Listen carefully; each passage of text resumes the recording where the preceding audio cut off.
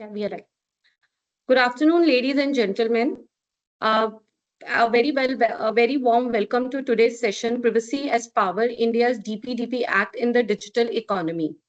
Here we are today discussing on the very important topic, but as I can see that the attendees are joining, participants are joining, so we will wait for another minute and then we will start the discussions.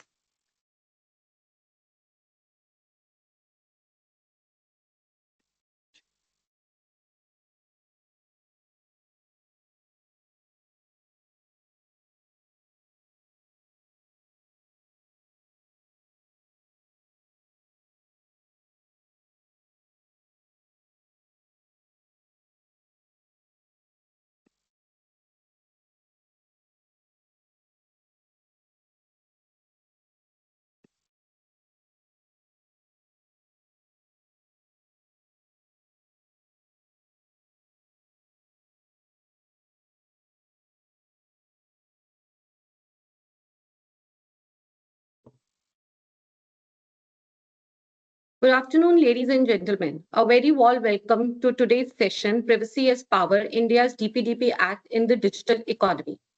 Before we start, let me give you a quick recap about SW India. It is a global assurance tax and advisory firm and the India member of SW International, a network present in over 25 countries. The firm combines global experience with local expertise to help businesses navigate India's regulatory and tax landscape. SW India also supports global companies entering India, offering end-to-end guidance on compliance, assurance, structuring, direct and indirect taxation, and business advisory services across multiple jurisdictions. With this background, let me turn to today's discussion. Personal data touches everything we do today, yet many of us are still unclear about what the DPDP Act really means. Today, we are here to simplify it, understand its practical impact, and discuss the opportunities, challenges, and ways organization can prepare going forward. Here, how the session will flow.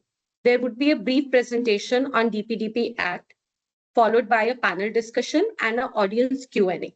Please share your questions in the Q&A section. We will address them after the panel discussion. Before we begin, let me briefly introduce our keynote speakers. First speaker, Mr. Nagesh Pinge. He's an independent director on multiple boards and a seasoned expert in ethics, corporate governance, risk management, and internal audit. A chartered accountant and a law graduate, he has also completed an executive education program at the University of Michigan, USA. With 36 years of experience, he has held leadership roles at Tata Motors, Reliance Retail, JSW Steels, and ICICI Group. He's a past president of IIA India and a recipient of prestigious ICI and ACIIA award. Welcome to the discussion, Mr. Pinge. Mr. Anil Goyal, CTO Nielsen, a seasoned technology leader with over 20 years of experience building and scaling technology-led businesses and products. He has led technology and product teams at global organizations and startups, including Amazon, Oyo Rooms, Real Networks, and Hyperquality. His expertise spans large-scale platforms, high-volume systems, and tech-driven growth across multiple industries, helping businesses scale to millions of users and billion-dollar outcomes. Welcome, Mr. Anil. Thank you. Mr. V. Swaminathan, Head, Corporate Audit and Assurance, Godrej Industries Limited, a seasoned corporate governance professional with over 36 years of experience across multiple industries within the Godrej Group. He has led leadership roles including Head of Audit, Chief Risk Officer, Chief Information Security Officer, and Chief Whistleblowing Officer, and is a respected speaker on audit and risk at leading professional forum in India and abroad. Welcome, sir. Thank you. Akhilesh Thakur, partner and advisory leader, SW India. Akhilesh Thakur is a partner and advisory leader at SW India with over 22 years of experience in risk advisory, a chartered accountant and certified internal auditor. He has held leadership roles at Big Four firms and consulting organizations.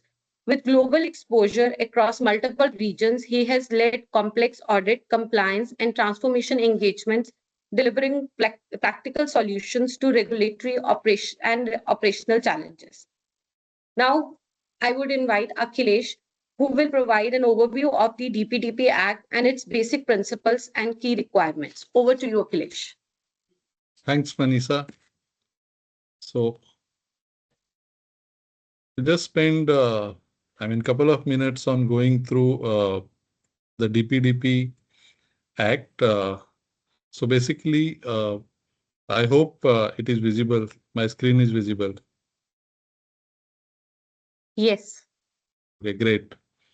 So DPDP Act was, come into effect in 2023, while the rules have been released on 13th of November 2025.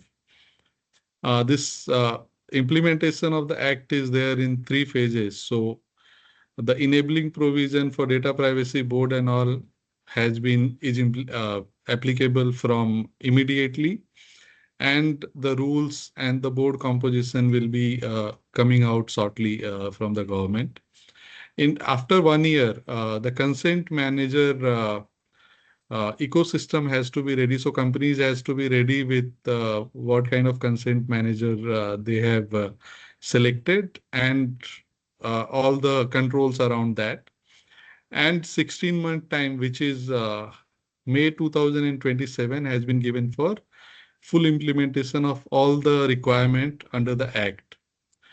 Why this Act becomes very critical is also because the penalty is very high. So it ranges up to 250 crores for the breaches which are there. Uh, let's understand some of the specific requirement which is there under the Act. So one is on the consent. The Act specifies, what kind of consent needs to be taken. It has to be affirmative. It has to be purpose specific, and companies need to use it for specific purposes only. Another important factor is the child data or data of person with disqualification. So Act requires specific, either parental or guardian consent for that. Then there is a requirement of maintaining data for 1 year. And the Act also says that it has to be maintained as well. Also, if there are other laws which are applicable, like RBI for banking and NBFCs and other regulators, those also have to be considered. Breach reporting is another very important factor wherein immediate reporting is required for data principal, which means the person whose data is getting breached, and the data privacy board. And within 72 hours, a comprehensive report has to be filed with the data privacy board. A lot of security standards which needs to be implemented to make the rules, in effect for the organizations, which includes data encryption, access management, monitoring data access, retention of access logs, and all other relevant data which may be considered of use or sensitive in nature. Then there are factors like cross-border data. So while the Act is applicable for data of Indian being processed either in India or abroad, there is a negative list which will come out in terms of which are the territories in which data cannot be transferred, and what will be the restriction which rules for the same is yet to come out. And then we have responsibility of data fiduciaries and significant data fiduciary. The Act talks about significant data fiduciaries, and in those cases, specifically like banking, telecom, and all, many of them will qualify as SDF, and in those cases, there will be compliance audit, regular audit, appointment of data privacy protection officer. So all these are certain specific provisions which are there in the Act. We will now get into the discussion, and we will go specifically into questions. And my first set of questions, I will request Swami sir and Anil just to enlighten us in terms of what can be considered as personal data under DPDP. Is it something we are just talking about our consumers, or is it something beyond that? Ahimsa, you go first. Okay. Well, under the Act, the personal data is essentially data that can be used to identify any individual. It is not limited to consumers, it's your customers, it's your employees, it could be your vendors also, or any third party you do business with. And it's not only name and email, which is very specific data. It could be even your financial record, could be your digital footprint like device IDs or even cookies. So anything that could be linked to you to identify potentially individually is part of the Act. Yeah. So I second that. I also want to add anything which is absolutely sensitive from an individual's perspective. Just to name a few, if you want to kind of ask somebody your Facebook profile, your social media profile are also becoming very, very personal. So somebody's Twitter account. So anything and everything which the person feels very close about or very sensitive about is also. So the Act is very, very broad about it, but the concerned person can object to any data being collected. Okay, great. I think so. What we are talking about is basically it's not only that you are collecting your data from your customer and the Act applies to you. It is much beyond that, and it is not also about a direct information, even indirect information which can lead to identification of a person. I think that this Act will be applicable. Great, thanks for that. Pinge sir, since you are independent director on many companies, including in the banking sector and others, what do you think is critical for implementation of this Act? Because implementation is the core, and if it doesn't get implemented, then somewhere in many cases we get into that tick the box kind of approach. So what is it which we need to do here?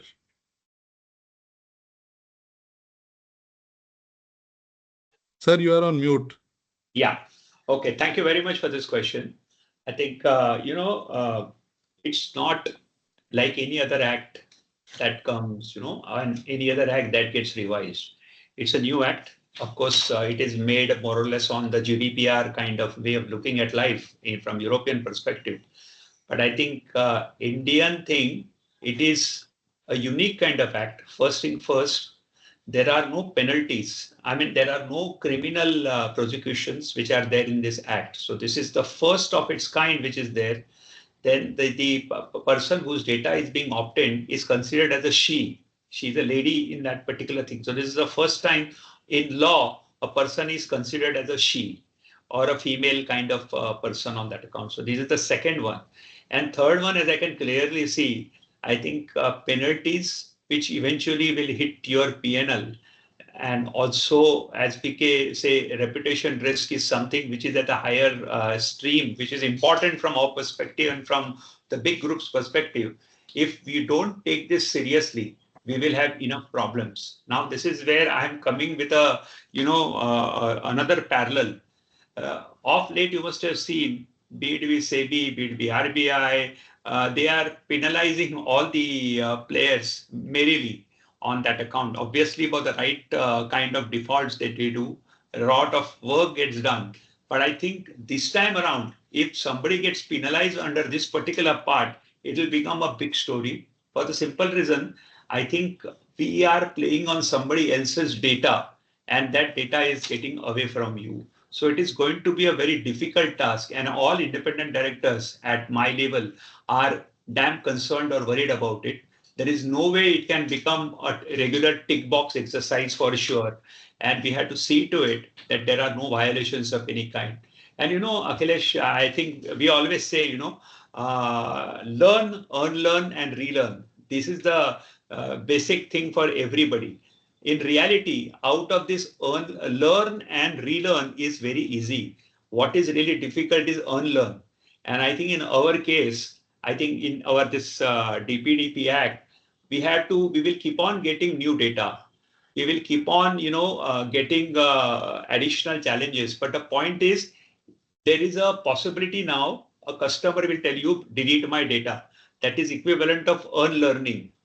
And that is going to be the most difficult task for life, because you have to also project that you are doing it at the right time. And as you know, we are all outsourced our assignment right from the beginning. So I think we have to see to it that it is not just us, but our own, these agents, they will take care of that particular part. So my feeling tells me that there will be huge amount of dispute that will go on, and the claim that will be made against us, against the companies for why you are not deleted my data, why it has gone in some wrong hands.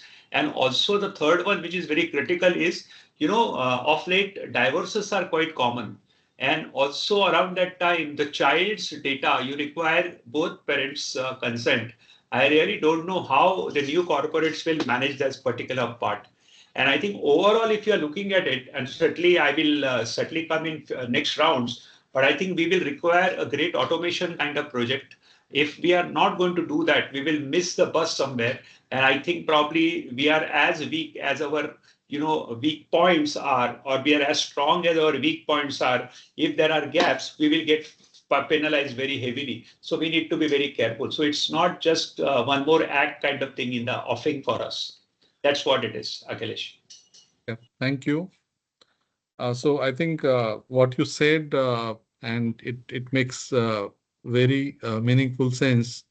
We have that habit, I mean, when we go to either shopping or we go any consumer touch point, everyone, when they punch your bill, they ask your phone number. Okay. And it's a common thing. I mean, they don't need it, but it's a habit. They ask your phone number, and then majority of people keep giving their numbers for every billing which happens. So Swami sir, I think, I mean, you have that diverse experience across services, and Godrej Group is there in many of the businesses. Uh, I mean, if I have to understand in terms of how, I mean, this is a cultural shift wherein you have to ensure that data is collected only to the extent required. I mean, in the terms of these rules, data minimization during collection and processing. So how do we get into that? Yeah. So, before I answer that, two things of the act, which is very interesting. One is minimization. It clearly talks about what kind of information and how much of information can you actually take. It also lists out what is the fiduciary officer's responsibility. You see, so these are two important developments. So when today, or let's look at before the act, if you want information, you would have collected a lot of information, the personal details, while let me give you an example. In consumer industry, when we do customer surveys, the agencies ask a lot of questions about on the customer. What do you use? How many bedroom, hall, kitchen do you have? What TV you have? What refrigerator you have? You collect lot of information for the purpose of survey and use that data cuts to understand what is the profile of the customer. These are normal FMCG methodologies used by many agencies. Can we do that in the current situation when we are taking information from consumers on the product, on them? The act clearly says that it should be what is essential. The consumer must know what you are collecting and what information, the purpose of that information. So, it is very, very critical.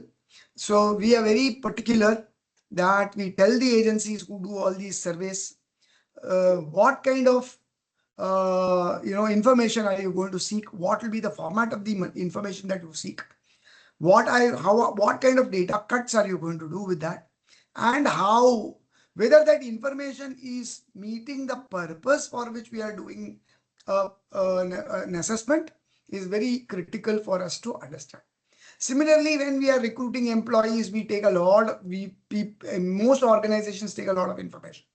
Now, when we look at from a fiduciary perspective, do you really need this information? You should take information what is essential and what meets your purpose. Akhilesh. Okay, great. Thank you. Yeah, and thanks for enlightening us. And while I think what Nagesh sir earlier said about, having managing all the third party, and we keep getting calls from the bank. I mean, I don't think there will be any person who doesn't get one call a day for personal loan or some other kind of loan, right? So our data is there everywhere, and that I think there's a lot of unlearning for organization first to understand what data they should not have in their systems.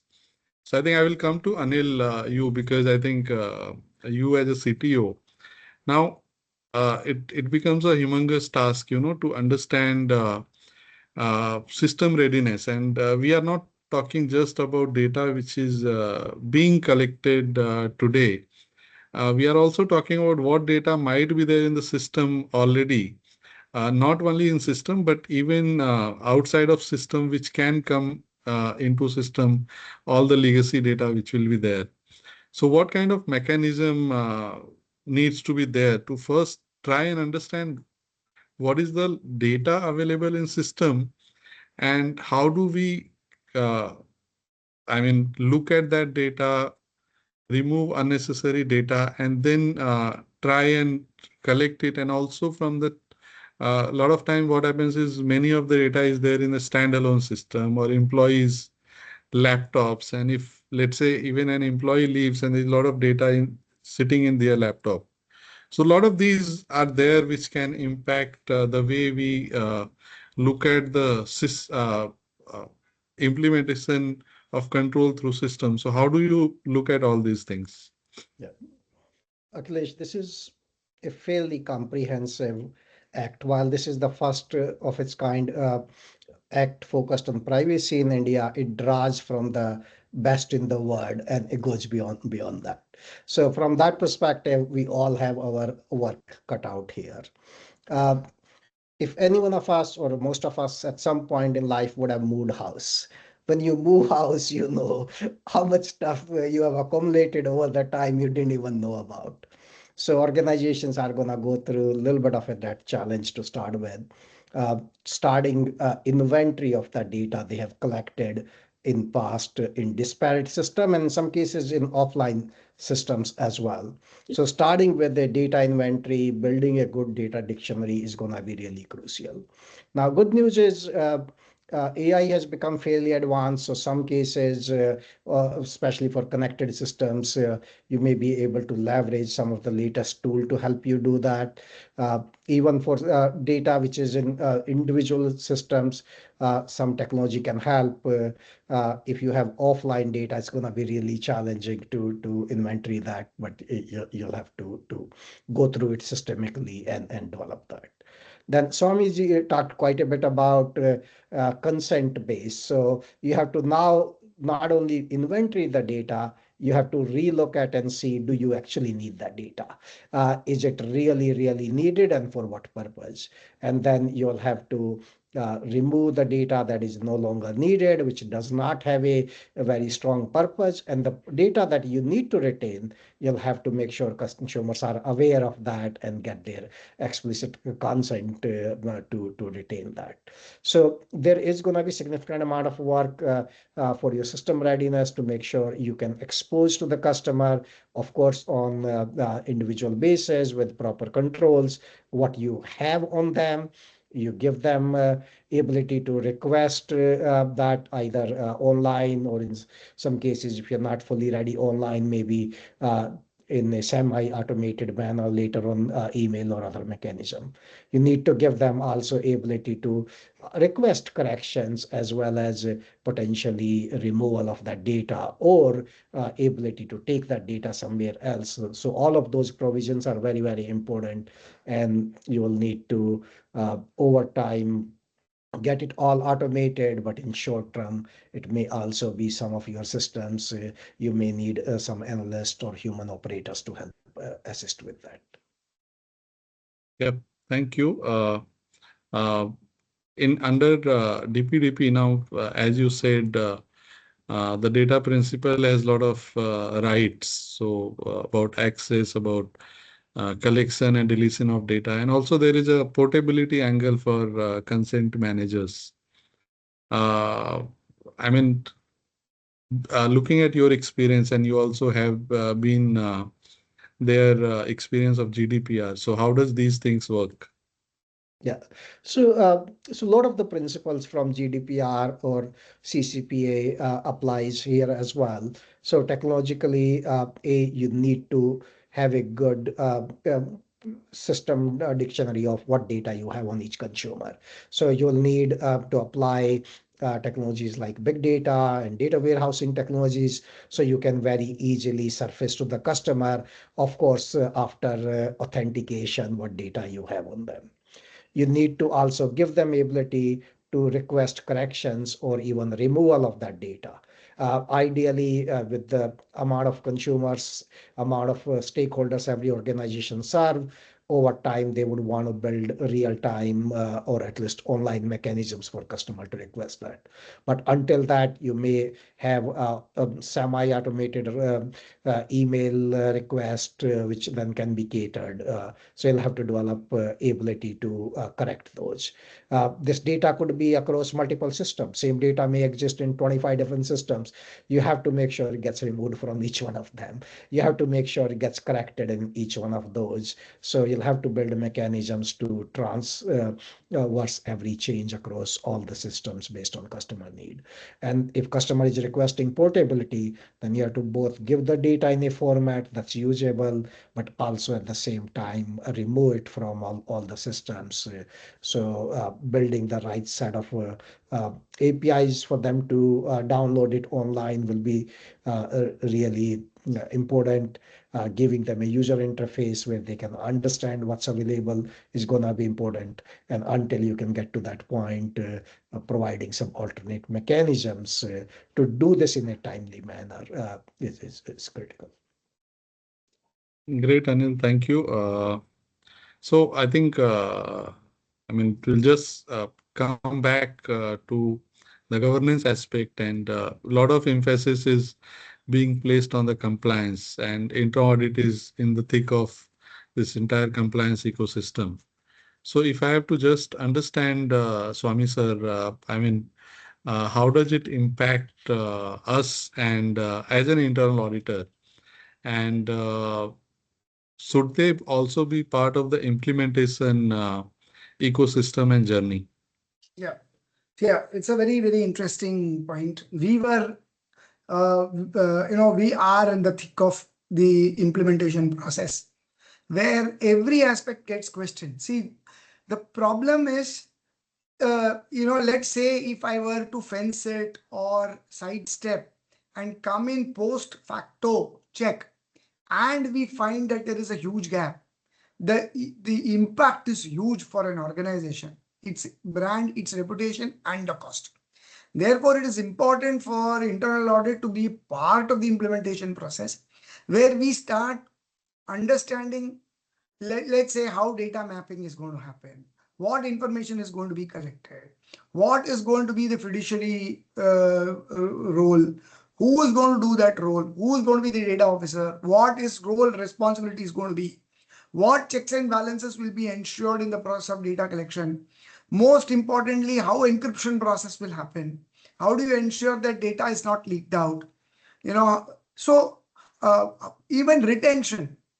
So every aspect, right from minimization to retention, all aspects needs to be properly drawn through a policy framework. So we must make sure that the concerned teams draw up effective policies which then facilitate the implementation process. It's not just technology. Sometimes we always think that in implementation of a DPDP process is technology driven. It is not. It is more policy driven. It is more training driven. It is more, culture driven.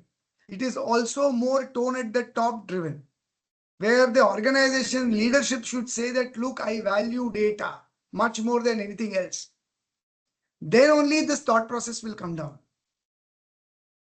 You cannot hold, just to give you an additional point, you cannot hold a data officer responsible for entire data. It is the organization which owns data.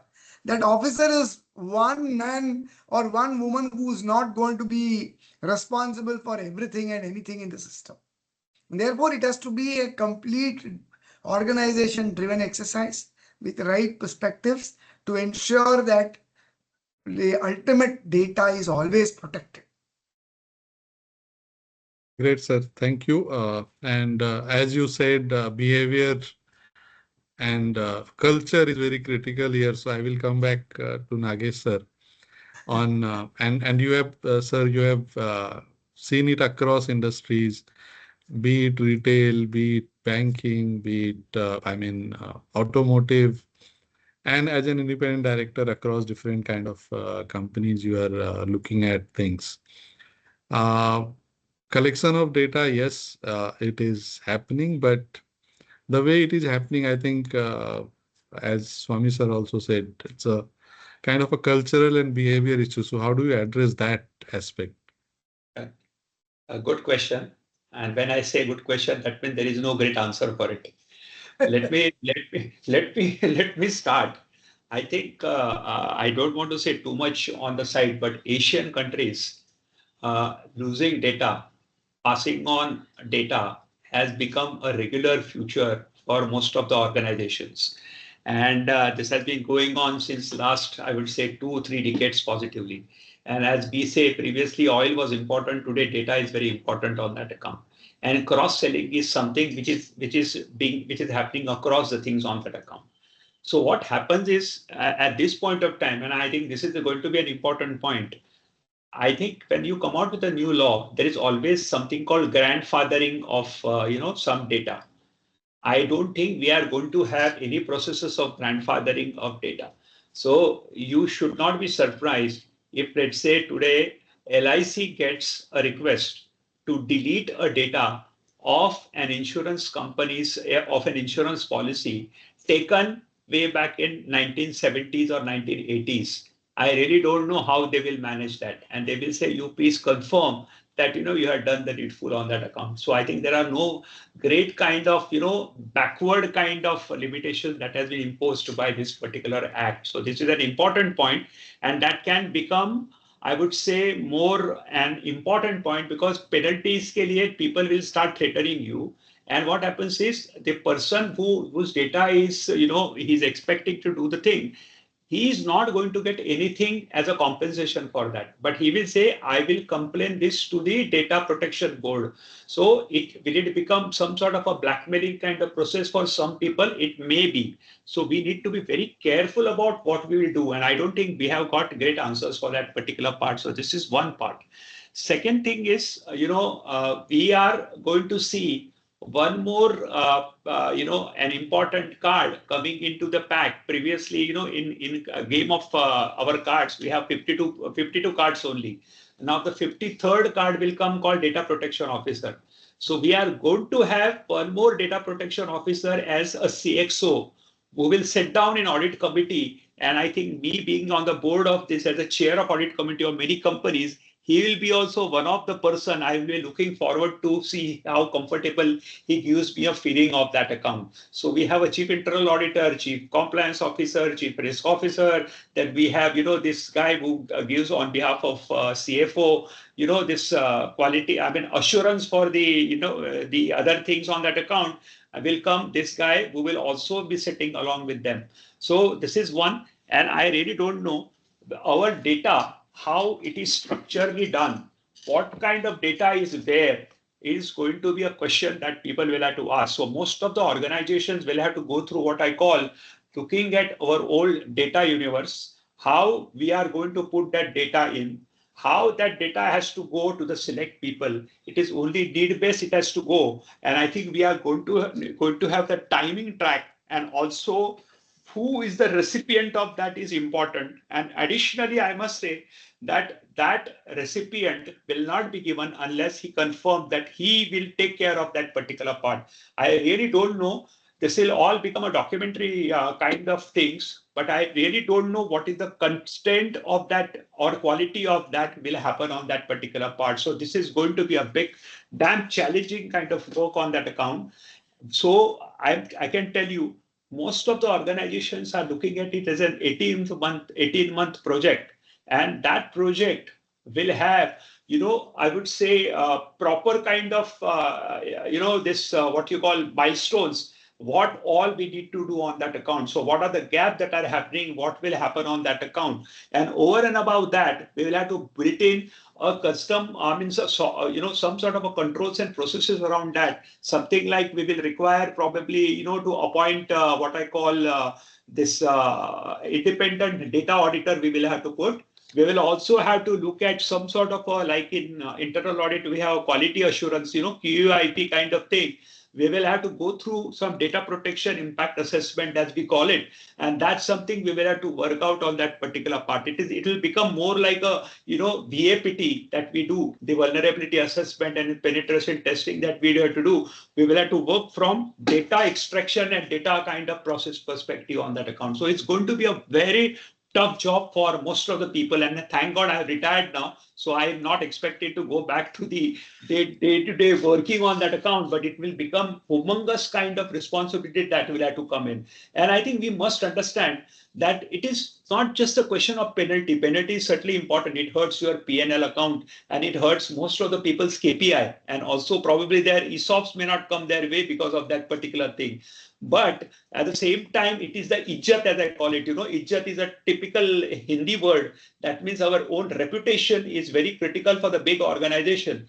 And if I'm in data protection board, I will in fact put something like, let's catch 5 top, within the top Nifty 55 companies. We will penalize them to the extent of 250 each. And that will be the target somebody will put it in. So by virtue of that, people will realize it, ye kuch bahut badi cheez hai, and everybody will start taking, taking this matter seriously. Only thing, we should not be in that 5, and that is going to be the toughest task for most of the companies. So I always say, in the jungle of Africa, people say you have to be faster than your colleague there, because if at all somebody catches you, the person who is behind is the first one to get caught on. So I think we need to all go back into the proper kind of things on that account to see that we are on right kind of place on that account. So thanks for that answer. And yeah, and after hearing what you said, I believe putting a maximum cap is the best what government has done in terms of penalty, because Meta got fined 1.2 billion euros for data breach. Amazon had about $750 million fine under GDPR. So I think we are still better off. Now, I mean, but yeah, it's a huge penalty, to 50 crore by Indian standards. So do you think there will also be some performance review which will happen during implementation phase, and to ensure that we don't get hit by the penalties, Nagesh sir? No, I think one must KPI which I think we need to bring it, and this is where I'm a member on quite a few NRCs also.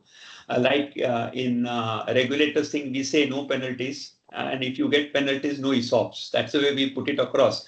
I really don't know, can we put these kind of conditions in the KPIs, but I think it's not far off. We will have to do that. That is one. Then 18 months project will have to be really, spread out on the table. And I think audit committee, or probably a special committee of, thing where the board member may be there, may not be there, but certainly executive board members should be there on that account. We will expect them to work on that particular part to see each and every part of it, how are we going to do that particular thing? And it's going to be a tough job for BFSI sector because we are all working together. It is so bad that we look at other income, we look at our own income. So by virtue of that distribution, then insurance policies we are selling credit cards, we are selling a lot of things. We are literally sitting on that data, which is like, that's what the point, we have to monitor it. So I think we will not be able to give a very general kind of okays to everybody. So everybody has to be aware of it. And this 18 months will decide the fate of that company. Where do they really stand? Are they really protected on that account or otherwise? So I think it's a good thing for most of the people like your SW and all. You will get many assignment to see, look at our vulnerability and see to it doesn't go back. But if I am to appoint somebody like you or service provider, I will tell them that I will pay you only after 18 months are over and 1 year after that, if I don't get penalties on that account. Otherwise, you also contribute to the penalties. Yeah. Yeah. Okay, thanks. Akhilesh, just Yeah. to add to what Nagesh is saying, the BFSI sector and all those sectors which are very high on sensitive information, the boards are now asking for a clear roadmap on the implementation process. So very soon, I'm sure, just like cybersecurity became board discussion for a few years, and now it is one of the important agenda points in the risk committees. Very soon, I'm sure that even data and data-related risks will be one of the points which will come in the risk committee for discussion. Great, Swami sir, for that insight. I think now, since also this again coming back to Anil, uh, humanly managing this data and ensuring controls is not possible. So, what do you think? What kind of standards, security standards, API control, data encryption, data obfuscation, and all? So, what all needs to be done, and typically how uh, easy or difficult is it to implement across the board? Akhilesh, as Swaminathanji pointed out earlier, it's really gonna be people, process, technology all have to work together to make this Yes. happen.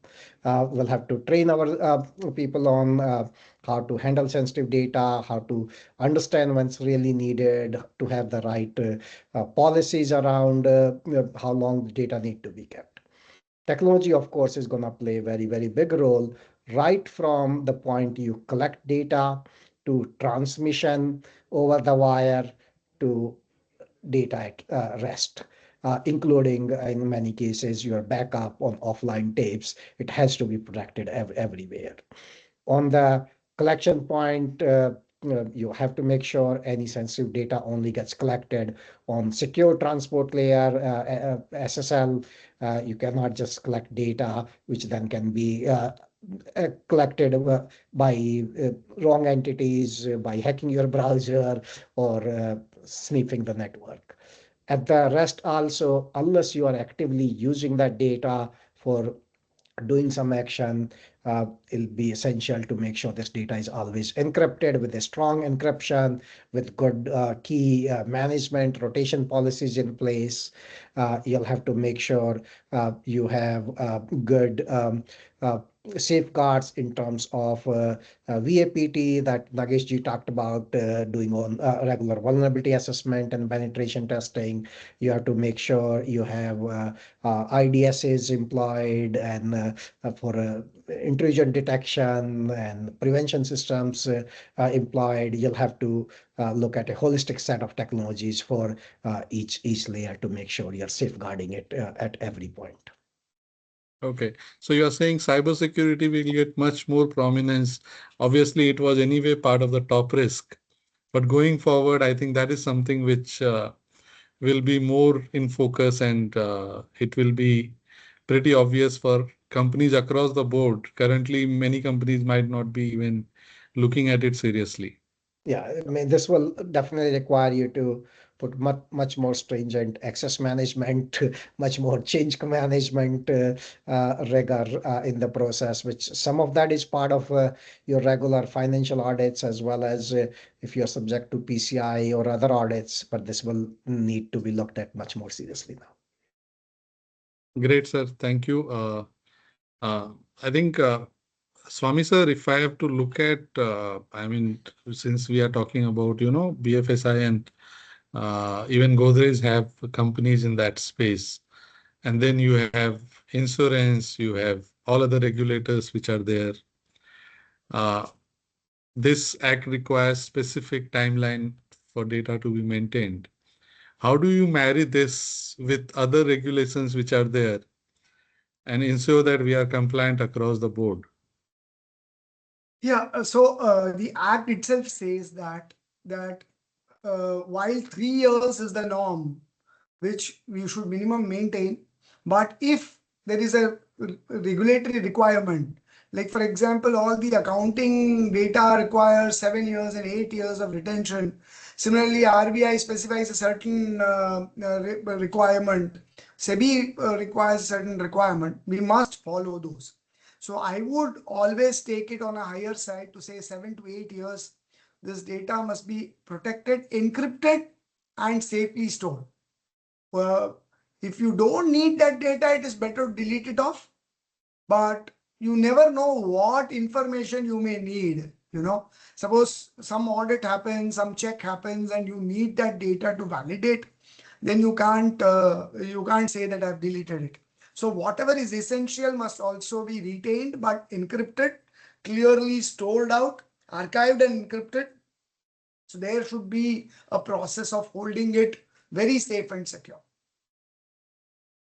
Yeah, I think you are right to a large extent. And in fact, I see a lot of conflict coming in when we say that income tax records account data to be there for 7, 8 years. Correct. And how do we ensure that you don't have your personal data sitting there, which is not required there, right? Yeah. So I think those will be very critical. So Anil, I mean, if when we go for modification or deletion of data, what control and timeline do you think will be critical here? You are on mute. Sorry, was on mute. Yeah.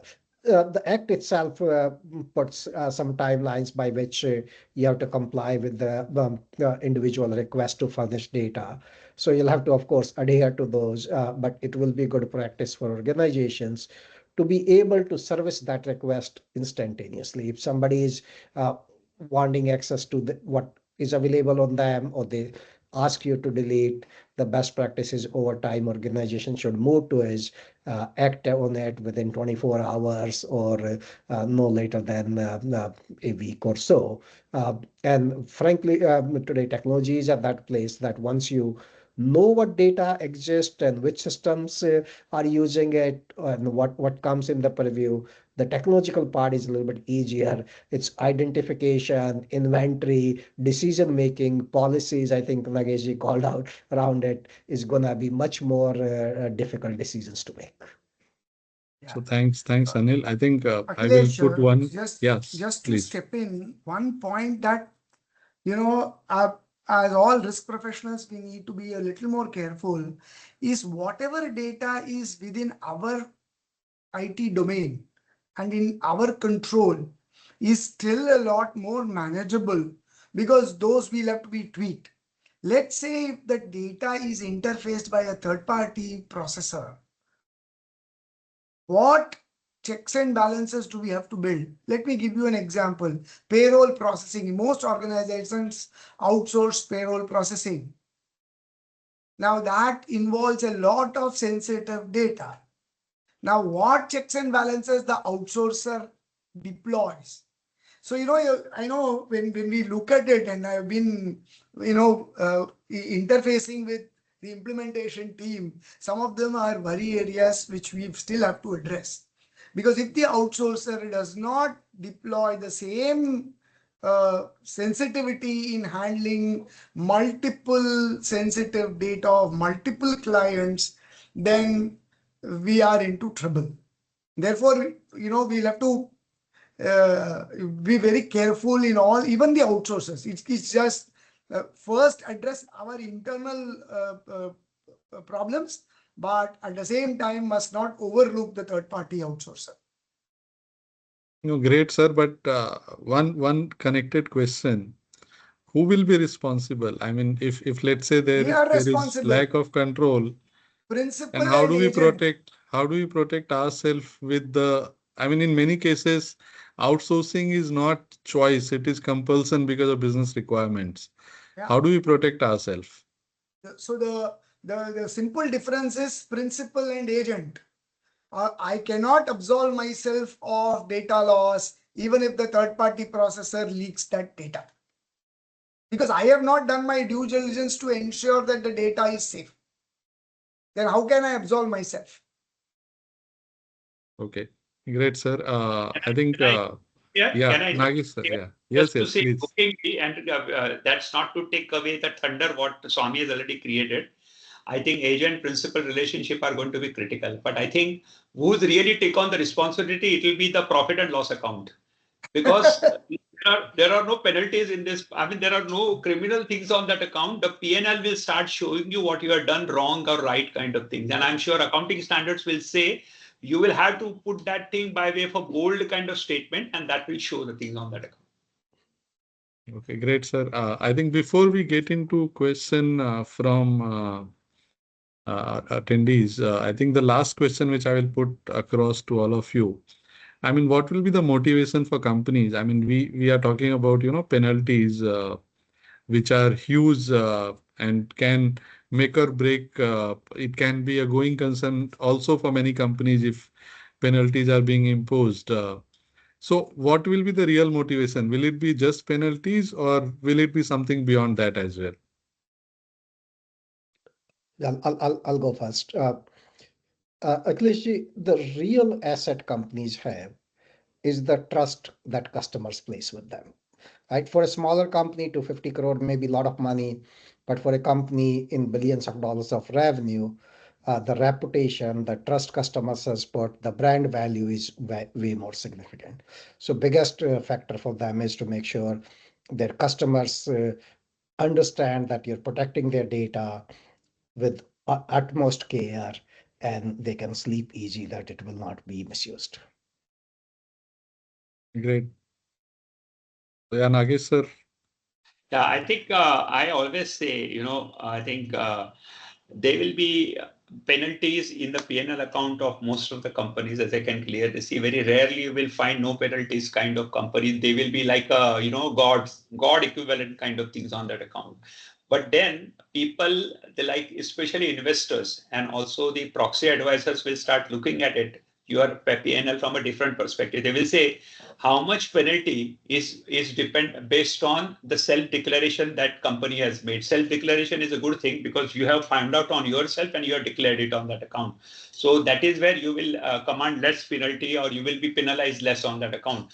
And the third one is no choice. Either you have already done it wrong and somebody else has found it. So those people will be the last one on that account. So I think this is the way the classification will happen, and that will become a part of your reputation risk measurement, as I can clearly see on that account. So people will start putting that also criteria for even, I don't know, it may be also true for your rating exercise going forward. So this is going to be a very big thing on that account, and this is where I always believe. I remember this Akbar Birbal story.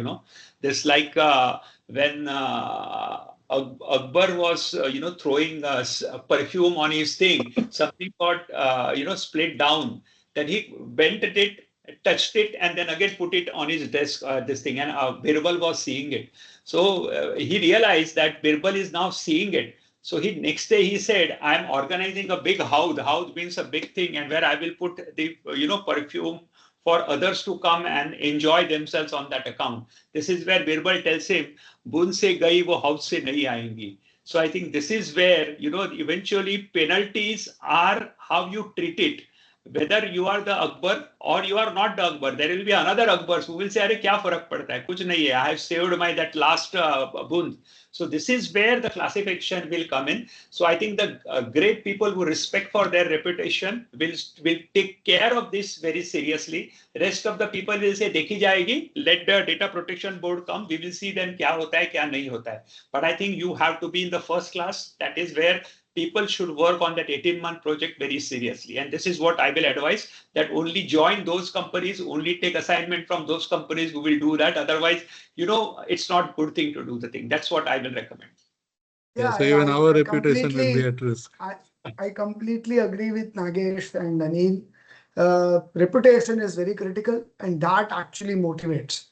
Because anything that is done wrong, more than the penalty, it will be on the front page of some newspaper or web page saying that this company is like violated data privacy. That is the last nail on the coffin.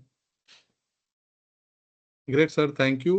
We have a lot of questions. We will try to cover whatever is possible. And if we are not able to cover, we will respond to them, individually. One question is from Satyanarayan K. He wants to know how to classify data that is essential and non-essential. Telecom service providers share our mobile number without our permission. How DPDP Act will prevent it? So, Anil, would you like to take this? The first piece may be essential and non-essential. Yeah, I mean, the word itself, Akhilesh, kind of defines it. If you can do without it, then your best judgment in this case will be don't collect it. If your processing cannot happen without it, if you're collecting phone number only because your system requires it, that's not essential. If you are actually gonna use that phone number to communicate delivery notification or something with the consumer in processing that order or in processing that service, then it is essential. So it's part of what purpose you are trying to collect it for. Yeah, and I will put this to Nagesh, the second part of question, which is basically they are talking about telecom service provider shares our mobile number without our permission, and it may not be telecom service provider, it may be across the board. The way our data is. So if you just go on some specific website which talks about data breaches, I am sure any person go and checks it, he will find himself at least 8 to 10 places. So how do we deal with this? I think it's a good question. And I think, let me put it this way. I think regulators will have to come out with some sort of a clarification on that. For instance, as on today, I can assure you all four of us, our data of, whether it PAN or it is your Aadhaar card number or even our residential address where you are working and all other things is already known to the people at wide, including your mobile number. Now, my point is, that's what I was saying, grandfathering thing, if it is done today, if let's say somebody comes saying that before the DPDP rule came in, probably this has happened. The point is companies will say, it has come before that, but then there is no proof to prove anything on that kind of things on that account. So, there are some people who are, I call it RTI activist, that particular thing. So I will not be surprised that you will find some sort of a people who will come in who will pep up or will purposely pep up a lot of customers to say, "Aap complaint karo, वो कुछ ना कुछ तो पैसा मिलेगा." We will try to share that particular bounty. So it will become more like that AGM. Prior to AGM, a lot of shareholders come to say, "नहीं तो मैं बात करूंगा AGM में." That kind of thing will start happening. So I think we have a first round to settle the matter. So that what people will do, more sensitive companies will do, but rest of the people, I really don't know how you will do it. It is going to be a bad kind of precedent. So I think government should come out with some sort of a mechanism in that place to do the things. Best thing would have been, from a typical date, people are given a different number altogether. If that can happen, then from that date onwards, your thing is, responsible. And even you will not be surprised because just because Data Protection Board has penalized you doesn't mean that it will be over.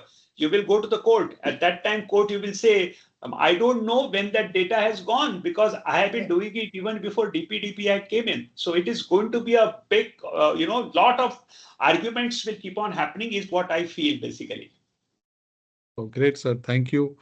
See, we have many questions where attendee's name is not visible. One of them is it applicable to manufacturing companies? So maybe Swami, you Very can answer Yeah. that. Yeah. So if we are using any sensitive data, then it is applicable.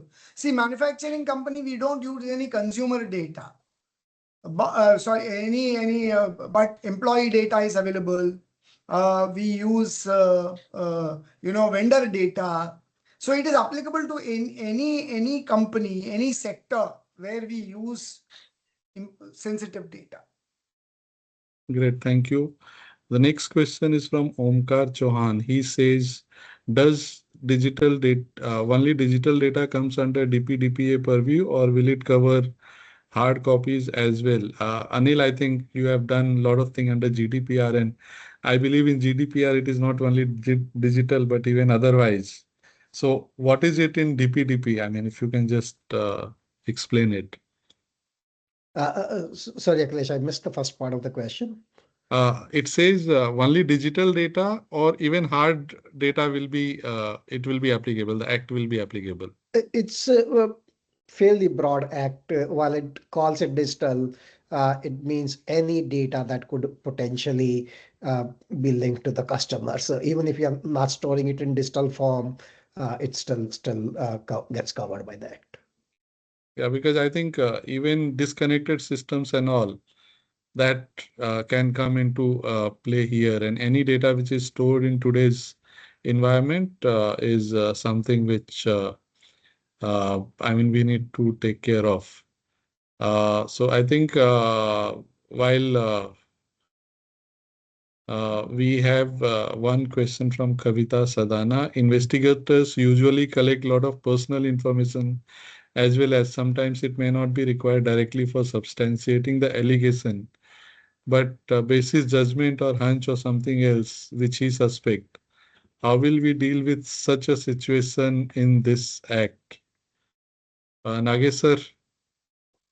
No, it's a very, I'm unable to answer it properly on that particular part because I think data has to be preserved by everybody in his own right. So I really don't have answer for it. Yep. So if I may Anybody else step want in, to answer? if I may step in, if the investigation is done by the authorized agency, like say the police or the enforcement agency, then they are within the right to collect all information that is essential for the purpose of investigation. We will not be able to stop them from collecting information because they Yep. have No, to substantiate Swami, their finding. but Swami, I think there is some sort of a original thing. There was a law which probably underwent a change on that account. Government was given enormous responsibility and rights. I think there is no clarity on that particular part. But as you rightly said, that is implied by not referring indirectly. They have taken it, but one doesn't say what kind of thing can happen. Yeah. So if they can keep justifying that this is in relation to the investigation that they are doing, how do we say that this is relevant or not relevant? But So the other perspective is if there is an internal investigation, then the team which is investigating, which is not a regulatory framework, for example, if it is a part of the organization, it's a committee which is investigating, then they have to be restrictive in terms of what information they need to kind of get to the depth of the issue. yeah, great, sir. Thank you. We have a lot of questions, but I think for all other questions, we will reach back and respond individually, and we'll take support from you. I mean, all three panelists if required. And thank you, sir. Thanks a lot for being part of this panel, Manisa.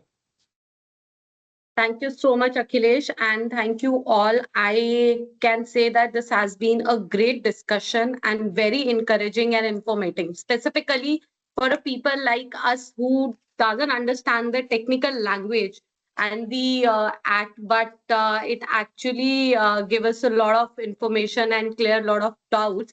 And I hope with this act, the number of cyber frauds as well as unsolicited marketing calls will get reduced and we all will get some relief in a day. All Hopefully. right. Yeah, as we wrap up, our sincere thanks to the keynote speakers, panelists, and everyone who joined today.